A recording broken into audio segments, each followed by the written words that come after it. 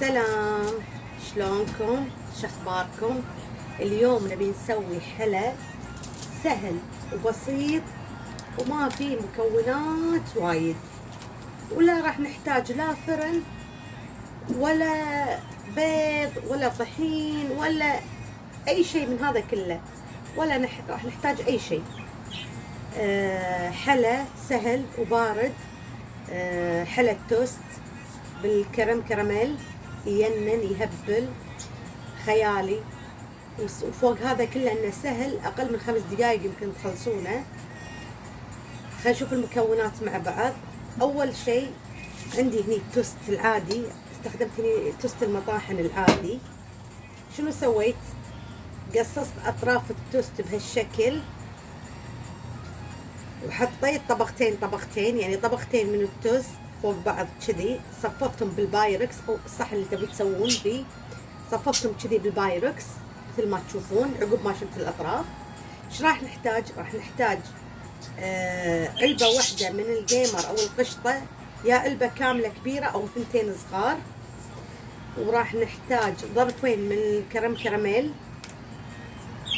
وراح نحتاج واحد دريم ويب هذا واحد، وراح نحتاج جبن كيري، وراح نحتاج الحليب السائل راح نستخدمه عشان كراميل،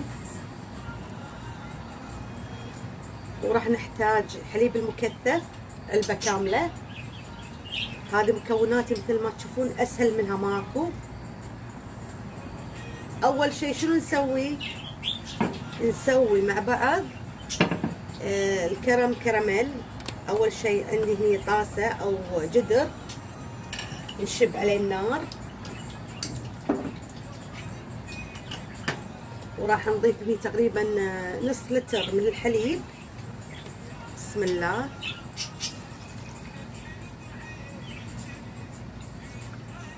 ضفنا نص لتر من الحليب عشان نبي نسوي الكرم كراميل. خلي الحليب شوية على النار لحد ما يسخن عندنا، مثل ما تشوفون يسخن عندنا. على ما يسخن الحليب شنو نسوي؟ نسوي المكونات مع بعض اللي بنحطها بالخلاط، واللي ما عنده الخلاط يقدر يسويها بالمضرب عادي. اول شيء راح نحط بالخلاط عشان يكون واضح، راح نسوي المكونات مع بعض اللي بنحطها بالخلاط، واللي ما عنده الخلاط يقدر يسويها بالمضرب عادي. اول شيء راح نحط بالخلاط عشان يكون واضح، راح نحط بالخلاط مثل ما تشوفون، راح نحط قربة عشان يكون واضح لكم. على ما يحتر معي الحليب نسوي الخلطة مع بعض. نحط الدريم ويب مغلف واحد، تقدرون تضاعفون الكمية يعني مثل ما تحبون، إذا تبي تزيدون أو تنقصون. إذا سويتوا كمية أكبر طبعا راح تزيدون. هذا الدريم ويب وحطينا واحد، وراح نحط القشطة أو الجيمر اللي عندنا. قلنا اللي ما عنده واحد كامل يحط نص عادي، يعني اللي الأنصاص الاثنين يحط يعني باكيتين من الصغار يعتبر واحد كامل بهالشكل. هذا واحد، ونحط الثاني بعد. بس ثاني عشان يكون واضح لكم كذي. بالثاني انا دريم ويب مع علبتين جيمر صغير بهالشكل، ونحط الحليب المكثف المحلى،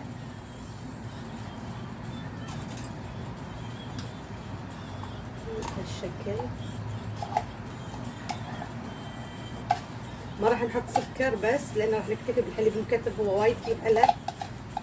نحتاج علبة كاملة واحدة حليب مكثف محلى بهالشكل.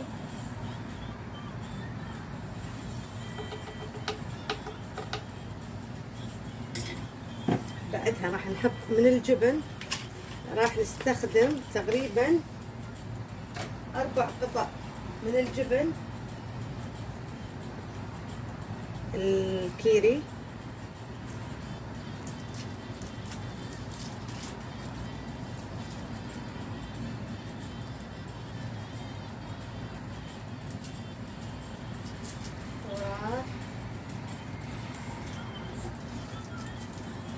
الجبن بهالشكل. بعدها راح نخلطهم كلهم مع بعض، اخلطهم وارجع لكم عشان الصوت. الحين رجعت لكم بعد ما خلط كل شيء مع بعض بالخلاط. الحين عندي الحليب احتر، ابي انزل عليه الكرم كراميل، الظرفين اللي عندي.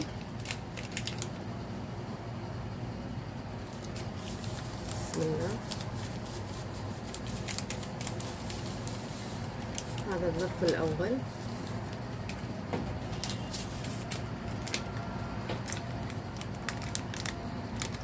وهذا الظرف الثاني. حلا لذيذ وسهل وما ياخذ معاكم وقت ويهبل كذي. الحين أنا عندي هذا الكرم كراميل مثل ما تشوفونه، أخليه يغلي قلوة، يعني تقريبا قلوتين 3 ويكون جاهز، عشان أبي أستخدمه على التوست.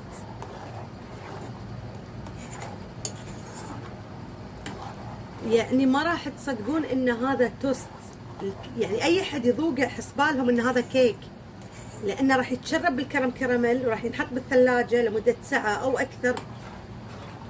ما حد راح يحس إنه توست نهائيا، راح يتشرب وراح يصير كأنه الكيك، كأنها كيكة الزعفران أو كأنها كيكة برد. يعني ما يعني كل من يذوقها ما يدري هي شنو، بس وايد لذيذة لذيذة كثر ما أقول لذيذة. يعني دام ما عندكم شيء ودكم بحلا وما لكم خلق شيء فيه زيت وطحين وفرن وكذي، لا، قوموا الحين سووه، حطوه بالثلاجة لمدة على الأقل ساعة، وبعدين طلعوه، سووا لكم قهوة أو شاي أو نسكافيه وحلوا فيه. شيء سريع وسهل، يعني ما يبي له أشياء وايد، مثل ما تشوفون مكوناتي بسيطة خلصت بسرعة. طبعا خليه بس يغلي شوية. قبل هني قبل ما خلطت المكونات كلها مع بعض بالخلاط، ننطر شوية يغلي الكرم كراميل عندي وارجع لكم. الحين رديت لكم عقب ما غلى عندي الكرم كراميل هالشكل. خلاص الحين جاهز اني استخدمه، مثل ما تشوفون شلون قام يغلي. هنا اطفي النار على طول هالشكل، واجيب البايركس اللي فيه التوست راح نستخدمه هالشكل، وراح انزل بالكرم كراميل كذي فوق التوست كله كذي، نغرقه كذي، خليه يتشرب كله هالشكل. لما يتشرب كل مكان هالشكل هذا مثل ما تشوفون، وراح كذي شوية بس عشان يتشرب كله. تأكد ان كل مكان يتشرب من التوست. تشوفون شلون ذاب، لان كرم كراميل حار، كله تشرب، صار نفس الكيك، نفس كيكة الزعفران بالضبط، وبعد احلى. الحين شي تأكدنا ان كل التوست تشرب الكرم كراميل مثل ما تشوفون. الحين شو نسوي؟ نجيب الخلطة اللي سويناها مع بعض بالخلاط، اللي المكونات اللي سويناها، ونحطها كذي فوق كله. بسم الله، كذي على كل التوست والكرم كراميل بهالشكل كذي، كله نحطه فوق كل الكمية اللي عندنا بهالشكل. بعدها نحرك شوية كذي عشان نتأكد ان كل شيء وصل يعني الحين خلاص كذي جاهزة انها تدخل الثلاجة. بس عندنا شغلة واحدة بسيطة، تقدرون تزينون الوي بالكراميل مال الكرم كراميل، تقدرون تزينونها بمكسرات. انا راح ازينها اليوم بس بالفستق الحلبي اللي كذي مجروش يعني خشن. والتزيين لكم، كل واحد شلون يحب انه يزينها. انا راح ازينها اليوم بس بالفستق الحلبي، والتزيين على ذوقكم مثل ما تحبون كذي بالشكل،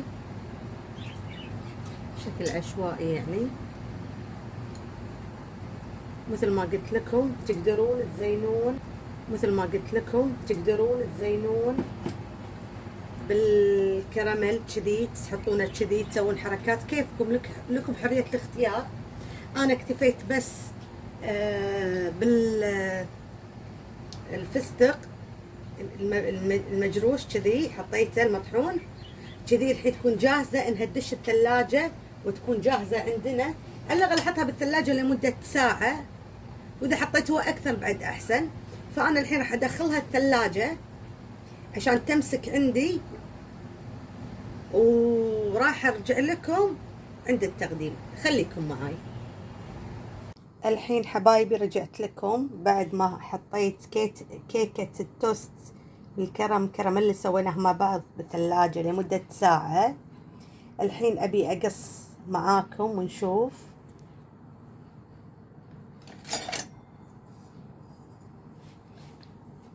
قص شوية منها، بسم الله.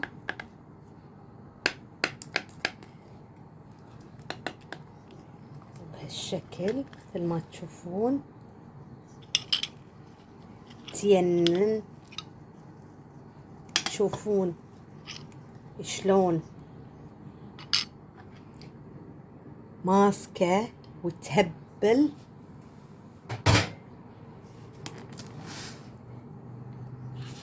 تشوفون معاي، تشوفون شلون، تشوفون ولا كأنها توست. تشوفون تشربت كلها كيك كذي، بسم الله تهبل. اتمنى انكم تجربونها لانها تينن. كلمة تينن شوية روعة. تشوفون شلون متشربة كلها. وهذه كانت وصفتي لكم. صراحة ما اقدر اوصف لكم الطعم. انا لما تطبقونها وتشوفون راح تحسون باللي انا حسيت فيه. تشوفون شلون من داخل شلون صارت كأنها كيكة برد. تشوفون شلون شي من داخل متماسكة ومتشربة عدل. فوق هذا الطعم خيال، كلمة خيال شوية. أتمنى إنكم تطبقون الوصفة وتجربونها لأنها سهلة ولذيذة، وفوق هذا حلوة وسهلة مثل ما شفتوا. وهذه كانت وصفتي لكم اليوم، وصفة سهلة وبسيطة وكل من يقدر يسويها وما تاخذ وقت. وهذه كانت وصفتي لكم، حلا التوست بالكرم كراميل البارد. اشتركوا بالقناة، فعلوا الجرس، حطوا لي لايكات وايد عشان استمر معاكم، ونطروني بوصفة جديدة. مع السلامة.